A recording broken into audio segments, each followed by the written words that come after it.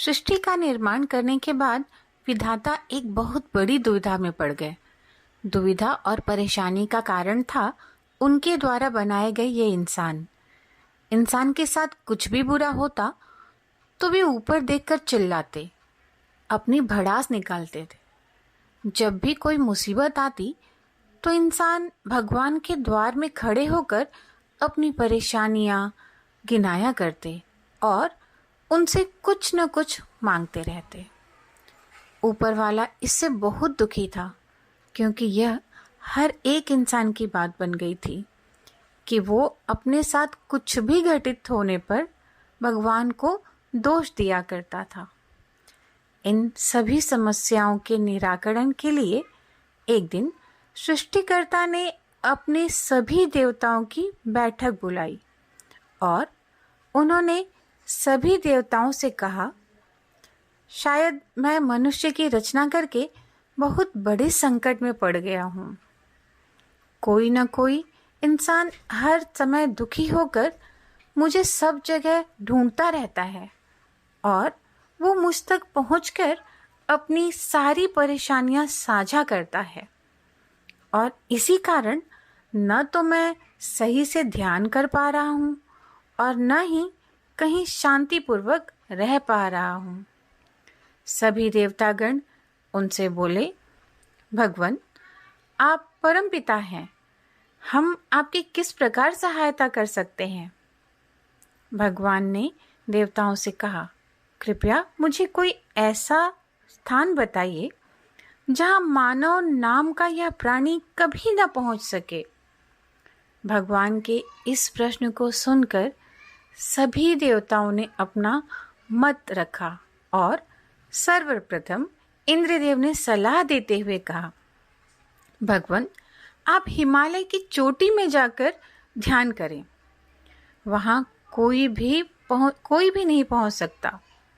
भगवान बोले, मानव बहुत प्रगति कर रहा है, उसके लिए हिमालय पर जाना कोई बड़ी बात नहीं है। पवनदेव ने सलाह दी, भगवान, आप अंतरिक्ष में चले जाएं, वहाँ मानव नहीं पहुँच सकते। भगवान ने कहा, इंसान अपने दिमाग से अंतरिक्ष में जाने के लिए भी कई यंत्र बना लिए हैं। वे रॉकेट की सहायता से कभी भी पहुँच सकते हैं। विष्णुदेव ने कहा, हे सृष्टिकर्ता, आप समुद्र के अंदर छिप जाएं, वहाँ तक न इंसान पहुँच पाएंगे और न ही उनकी आवाज़। भगवान बोले, यह पहले से प्रयोग किया जा चुका है, लेकिन इंसान मुझे खोजते हुए समुद्र के अंदर भी अपनी जहाज से आ जाते हैं। भगवान उनकी सलाह से संतुष्ट नहीं थे और उनकी बातों ने उन्हें और भी निराश कर दिया। वे चिंतित होकर यही सोच रहे थे कि ऐसा कोई भी गुप्त स्थान नहीं जहां मैं शांतिपूर्वक रह सकूं। अंत में बुद्धिमान गणेश ने कहा, भगवान, आप इंसान के हृदय में निवास कर जाइए। मनुष्य आपको सभी जगह ढूंढते हुए फिरता रहेगा, लेकिन अपने हृदय के अंदर झांककर कभी भी नहीं देखेगा। सृष्टिकर्ता को गणेश जी की यह बात समझ आ गई और उन्होंने कहा, गणेश, अब से जो भी इंसान मुझे ढूंढता हुआ जगह जगह भटकता रहेगा और मुझे दाएं बाएं, ऊपर नीचे, पहाड़, पर्वत, आकाश, पाताल सभी दिशाओं में ढूंढेगा, वो मुझ तक कभी भी नहीं पहुंच पाएगा और न ही उसकी आवाज़ कभी मुझ तक पहुंचेगी। लेकिन जो इंसान मुझे खुद के अंदर और दूसरों के अंदर देखेगा, उसे ही मैं मिलूँगा और उसकी आवाज़ सुनूँगा। ऐसा कहकर भगवान मनुष्य के हृदय में जाकर बैठ गए और निवास करने लगे।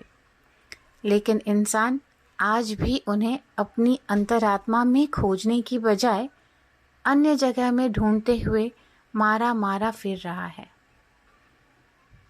दोस्तों, अगर आपको ये कहानी पसंद आई है तो प्लीज़ मेरे चैनल को लाइक करिए, शेयर करिए और इसे सब्सक्राइब ज़रूर करिए। आपको कोई ख़ास कहानी सुननी है तो आप